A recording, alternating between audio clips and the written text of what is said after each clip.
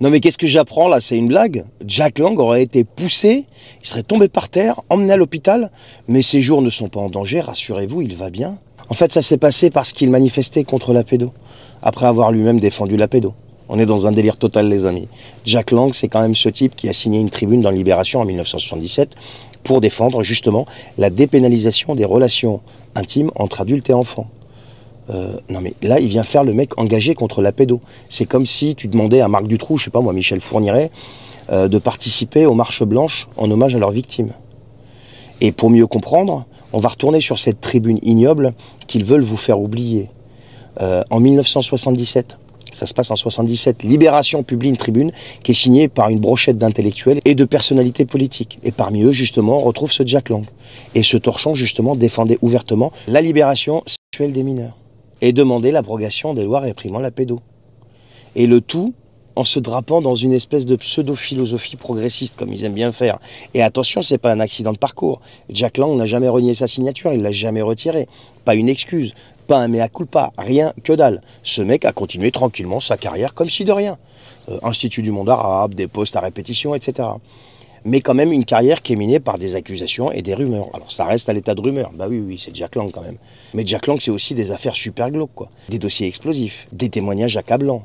Il y a eu l'affaire Coral qui éclate, un réseau pédo avec des personnalités de haut rang et qui éclabousse la scène politique. Mais devinez quoi, il y a des noms qui fuitent, des rumeurs qui circulent et bizarrement, l'affaire est enterrée.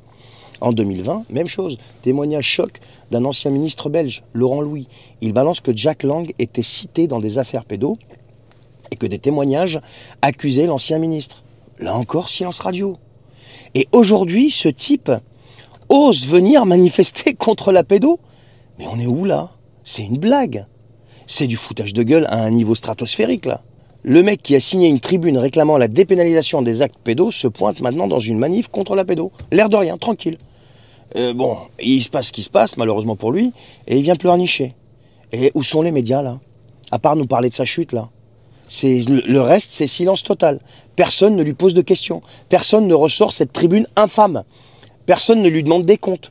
Comme d'habitude, omerta générale qui protège les puissants. Et si c'était n'importe qui d'autre, il serait détruit médiatiquement, et à juste titre. Mais Jack Lang, lui, non, peut tranquillement continuer son cirque. C'est une insulte à toutes les victimes. C'est un crachat à la tronche à tous ceux qui ont souffert. On a un exemple là de plus de cette élite intouchable, qui peut tout se permettre, tout oublier, tout effacer tranquillement. Et pendant ce temps-là, ils viennent nous donner des leçons de morale. C'est une honte absolue. C'est une honte absolue. Mais comment ils peuvent encore se regarder dans une glace? Mais c'est un truc de fou, moi j'en reviens pas, je vous assure. Mais j'en reviens pas. Le mec, il signe une tribune pour dépénaliser tout ça, il participe à une manif et il prend une chute. D'une part, il vient pleurnicher, il a même porté plainte, et d'autre part, les médias, silence absolu, ils ne parlent que de la chute, le reste, ils s'en foutent. Voilà, allez, bonne journée.